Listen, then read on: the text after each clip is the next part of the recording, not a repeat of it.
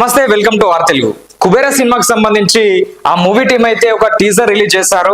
ఆ టీజర్ సంబంధించి చూసుకున్నట్లయితే దీంట్లో తారాగణంగా ముఖ్యంగా హీరో ధనుష్, నాగార్జున, అక్కినేని, రష్మిక మందన్న ఒక విలన్ క్యారెక్టర్ చేసిండు. అతని పేరు మనకంతా గుర్తులేదు. సో మొత్తం మీద అయితే టీజర్ చూసుకున్నట్లయితే అన్ని టీజర్స్ మధ్య మధ్యలో డైలాగ్స్, కొన్ని పాటలు, ఫైట్లు చూయించుకుంటూ అట్లా వెళ్తా ఉంటారు. కాకపోతే ఈ టీజర్ మొత్తం ఒక పాటతోని అట్లా క్లిప్స్ యాడ్ చేసుకుంటూ వెళ్ళారు. మొత్తం మీద ఆ టీజర్ ను ఒక పాటతో చూపించారు. ఈ పాటను చూసుకున్నట్లయితే మొత్తం అంతా నాదే అనే కాన్సెప్ట్ మీద ఈ పాట ఉంది. అయితే కుబేర అనే టైటిల్ చూస్తే మనకు అర్థమవుతుంది. కుబేర అంటే ఏంది? మొత్తం మీద కుబేరుడు అంటే ధనానికి అధిపతి, కుబేర అంటేనే ధనం.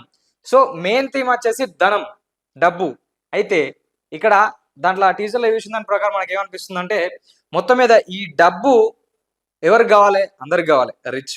రిచ్ క్యాండిడేట్ కావాలా, మిడిల్ క్లాస్ కావాలా, తర్వాత పూర్, అందరికి డబ్బు కావాల్సిందే. మొత్తం మీద ఇక్కడ ప్రతి సినిమాలో రిచ్ అండ్ పూర్ చూపిస్తూ ఉంటారు. అంటే ఇలాంటి డబ్బుకు సంబంధించినటువంటి సినిమాలల్లా రిచ్ క్యాండిడేట్ ను, పూర్ క్యాండిడేట్ ను చూపిస్తారు. వాళ్ళిద్దరి మధ్యలో స్టోరీ అల్లి సినిమా నడిపిస్తూ ఉంటారు. కాకపోతే దీంట్లో ముగ్గురిని పెట్టినాడు. రిచ్ మామూలు రిచ్ కాదు, ఇక బాగా రిచ్ క్యాండిడేట్ లో ఒక సంఘం ఉంటుంది, వాళ్ళకి సంబంధించి ఒక గ్రూప్ ఉంటుంది, వాళ్ళది ఒకటి. తర్వాత మిడిల్ క్లాస్ కు సంబంధించి నాగార్జున గారు, అతని ఫ్యామిలీ, అంటే డబ్బులతోని ప్రాబ్లమ్స్ తోని అవుతున్నటువంటి ఒక ఫ్యామిలీకి సంబంధించి ఒక మిడిల్ క్లాస్ మ్యాన్ గా నాగార్జున గారిని దీంట్లో చూపించారు. తర్వాత పూర్ ఫెలో లెక్క హీరో ధనుష్ గారిని చూపించారు. ధనుష్ గారు మొత్తం మీద అయితే ఒక బెగ్గర్ టైపు క్యారెక్టర్ అయితే అక్కడ కనబడుతుంది. అంత మొత్తం గడ్డం పెంచుకొని ఒక కూర్చొని రోడ్డు మీద ఆ క్యారెక్టర్ అయితే మొత్తం మీద ఉంది. కాకపోతే ఇక్కడ వీళ్ళు చూపించినటువంటి సీక్వెన్స్ టీజర్ ని బట్టి మనకు అర్థమవుతుంది ఏంటంటే మామూలుగా ఇంతకుముందు మనం సినిమాలను చూసినాం. ఎట్లుంటదంటే ఒక రిచ్ ఫెలో ఉంటాడు, ఏదో ఒక ప్రయోగం చేస్తూ ఉంటాడు, లేకపోతే ఏదో స్కామ్ చేస్తూ ఉంటాడు. తర్వాత దానికి సంబంధించి మంచి బుర్ర ఉన్నాడు, తెలివి ఉన్నాడు, గట్స్ ఉన్నాడు ఒక క్యాండిడేట్ కావాలి. అసొంటి క్యాండిడేట్లు మిడిల్ క్లాస్ లేకపోతే పూర్లో ఉంటారు కాబట్టి అలాగే తీసుకొచ్చి వీడు వాడుకొని డబ్బు సంపాదించి ఫారెన్ పోవడానికి అటు ఇటు ట్రై చేస్తూ ఉంటారు, వీడిని ఇరికిచ్చి. మొత్తం మీద వాడెట్లా తప్పించుకున్నాడు అనేది అట్లా కొన్ని సినిమాలు నడుస్తూ ఉంటాయి. సో దీంట్లో కూడా అంటే ఆ టైప్ ఆఫ్ స్టోరీలు అనేది కనిపిస్తుంది. ఎందుకంటే రిచ్ క్యాండిడేట్లు అంతే మీటింగ్ పెడుతుర్రు, మాట్లాడుతుర్రు, ఏదైతే అక్కడ కనబడుతుంది.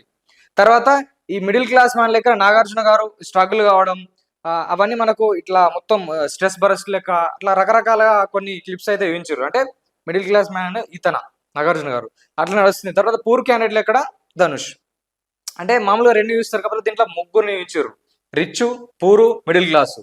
అయితే వీళ్ళ ముగ్గురు మధ్య అదేదైతే మొత్తం కట్టల డబ్బులు చూపిస్తారు మళ్ళా ఇదే టీజర్లా. అంటే ఈ కట్టల డబ్బు ఏదైతే ఉందో ఆ డబ్బు ఎక్కడి నుంచి ఎక్కడికి వచ్చింది, ఎవరిను ఏ స్టేజ్కి తీసుకుపోయింది, ఎవరిను కష్టపెట్టింది, ఎవరిను ఇబ్బందులు గురి చేసింది, లాస్ట్కు ఏమైంది అనేది ఆ స్టోరీ లైన్ లెక్క అయితే మనకు కనబడుతుంది.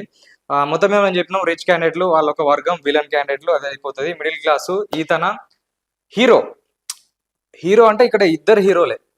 కాకపోతే ఆయన ఒక స్టేజ్లో ఉంటాడు ప్రాబ్లమ్స్లలో, ఈయన ఒక స్టేజ్లో ఉంటాడు. ఇద్దరు ఒకరికొకరు అయితే అంటే మొత్తం కోఆర్డినేట్ చేసుకునే సిచ్యువేషన్ అయితే కనబడుతుంది. అంటే నాగార్జున గారు అతని ప్రాబ్లమ్స్ నుంచి బయటపడటానికి హీరో ధనుష్ గారిని వాడుకుంటున్నట్టు, అతనితో ఏదో పని చేయించుకుంటున్నట్టు అక్కడ మనకు టీజర్లు అయితే కనిపిస్తుంది. మొత్తం మీద నేను చెయ్యాను ఆయనడు, ఏది నువ్వు చేయాలని నేనడు. మొత్తం మీద అట్లా కొంచెం నడిచిన తర్వాత లాస్ట్ ఒక క్లిప్ అయితే యాడ్ చేసిర్రు.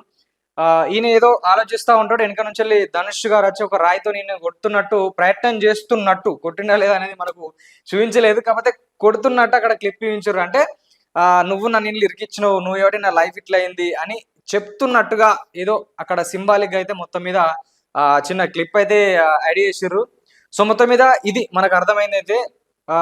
కాకపోతే ఇక విషయం ఏంటంటే శేఖర్ కమ్ల గారు అంటేనే మామూలుగా లైఫ్ లో ఏదైతే జరుగుతూ ఉంటాయో పరిణామాలు, దానికి సంబంధించే స్టోరీలు అల్లుతూ ఉంటాడు. తర్వాత ఈతన డైరెక్షన్ లో ఎట్లుంటది అంటే ఒక హీరో సినిమాని తీసుకుపోడు కాదు, హీరో స్టోరీని లాక్కెళ్ళడం కాదు, స్టోరీ మొత్తం నటులను హీరోలను అందరినీ లాక్కెళ్తా ఉంటది. అంటే మెయిన్ రోలు స్టోరీది ఉంటుంది. సో దీంట్లో కూడా ఆ స్టోరీ సినిమా నడిపిస్తూ ఉంటది అని అయితే మనకు అర్థమైంది. ఇక డైరెక్షన్ గురించి చెప్పనక్కర్లేదు, ఆ డైలాగ్స్ కావచ్చు, ఎమోషన్ అయితే మొత్తం మీద ఎక్కువ ఉంటున్నట్టు దీంట్లో కనిపిస్తుంది. అంటే మొత్తం మీద ఇంకొక విషయం ఏంటంటే ధనుష్, రష్మిక మందన్న నాగార్జున గారితో ఉన్నటువంటి హీరోయిన్ కావచ్చు, వాళ్ళ వైఫ్ క్యారెక్టర్ అయితే మొత్తం మీద ఎక్కువ మనకు అక్కడ కనిపించలేదు. కాకపోతే ఈ రష్మిక మందన క్యారెక్టర్ ధనుష్ గారితో ముడిపడి ఉంటది. కాకపోతే వాళ్ళకు పెళ్లి అయిందా కాలేదా, లేకపోతే లవర్స్ కైండ్ ఆఫ్ అంటే అట్లయితే అనిపించలేదు.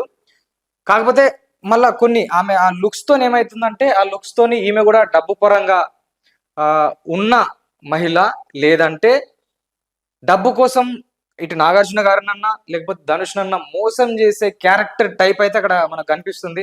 అంటే ఆ లుక్స్ తోని ఆ కసితోని మనకైతే అట్లా అనిపిస్తుంది. మొత్తం మీద పూర్తి సినిమా చూస్తే గానీ పూర్తి అవగాహన రాదు. ఇది మనకు అనిపించేది మాత్రమే మనం చెప్తున్నాం. సో మన దగ్గర స్టోరీ అది లేదు కాబట్టి. అయితే సో మొత్తం అయిపోయింది. మొత్తం మీద డైరెక్టర్ విషయానికి వస్తే మొత్తం చెప్పినాము. Life is beautiful, happy days, leader, ఆ టైప్ ఆఫ్ సినిమాలు ఉంటాయి కాబట్టి సో సూపర్. డైరెక్షన్ అయితే దాని గురించి మనం 5కి 5 మార్కులు వేసేయచ్చు. తర్వాత మ్యూజిక్, దేవిశ్రీ ప్రసాద్ గారు మ్యూజిక్ లో ఎప్పుడు కొత్త కొత్త ప్రయోగాలు అయితే చేస్తూ ఉంటారు. సో దీంట్లో కూడా మొత్తం మీద టీజర్ మొత్తం ఒక పాటలతోనే లాక్కెళ్ళిందంటే దాదాపుగా చాలా వరకు అయితే సినిమాలో ముఖ్య పాత్ర మ్యూజిక్ కూడా పోషిస్తుందని మనకు అర్థమవుతుంది. ఎందుకంటే మొత్తం ఈ టీజర్ మొత్తం ఒక చిన్న పాటలతోని, ఒక చిన్న హమ్మింగ్ తోని అయితే నడిపించిండు. సో సినిమాలో కూడా ఒక్కొక్క పాటతోని జరుగుతున్న సిచ్యువేషన్ ఏంది అంటే మొత్తం మీద సినిమాను సగం వరకు పాటలు కూడా తీసుకుపోయే ఆస్కారం ఉంటది. సో అంటే అట్లుంటాయి దేవిశ్రీ గారి మ్యూజిక్. తర్వాత డైరెక్షన్ అయిపోయింది, మ్యూజిక్ అయిపోయింది. సో ప్రొడ్యూసర్స్ కూడా వాళ్ళ పేర్లు మనం అంత అక్కడ మెన్షన్ చేయలేము, మనకు అంత తెలియదు. కాకపోతే బడ్జెట్ కూడా మంచిగా గట్టిగా పెట్టినట్టయితే అర్థమవుతుంది. ఎందుకంటే రిచ్ లొకేషన్స్, ఆ డబ్బుల కట్టలు ఉంటే అక్కడ డబ్బులు పెడతాను కాదు కానీ సో మొత్తం మీద అయితే లొకేషన్స్ ఎక్కువ ఉన్నాయి, సెటప్స్ ఎక్కువ ఉన్నాయి, పెద్ద పెద్ద తారాగణం ఉంది. షియాజీ షిండే కూడా దీంట్లో కనిపిస్తుండు. రిచ్ క్యాండిడేట్స్ సంబంధించిన సెటప్ కూడా కొంచెం పెద్దగానే ఉంది. కాబట్టి ప్రొడ్యూసర్లు కూడా మంచి ప్లాన్ తోనే గట్టిగానే బడ్జెట్ పెట్టినట్టయితే అర్థమవుతుంది. సో ఈ సినిమా నెక్స్ట్ మంత్ అయితే జూన్ 20కి రిలీజ్ అవుతున్నట్టు అయితే దాంట్లో మనకు చూపించారు. సో ఖచ్చితంగా ఈ సినిమా ఒక మంచి ట్రెండ్ ను సెట్ చేస్తుంది, మంచి హిట్ కొడుతుంది అయితే మనం ఆశిద్దాం. సో సినిమా రిలీజ్ అయిన తర్వాత మరొకసారి ఆ సినిమాని చూసి ఆ సినిమా ఎట్లుంది, అసలు కథ ఏంది, ఇది మనకు తెలిసిన కథ, ఊహించుకున్న కథ, ఇమాజినేషన్ కాకుండా అసలు కథ ఏంది, ఏం చూపించిర్రు, ఏముంది దానిలో అనేది పూర్తి వివరాలు మూవీ రివ్యూలో తెలుసుకుందాం.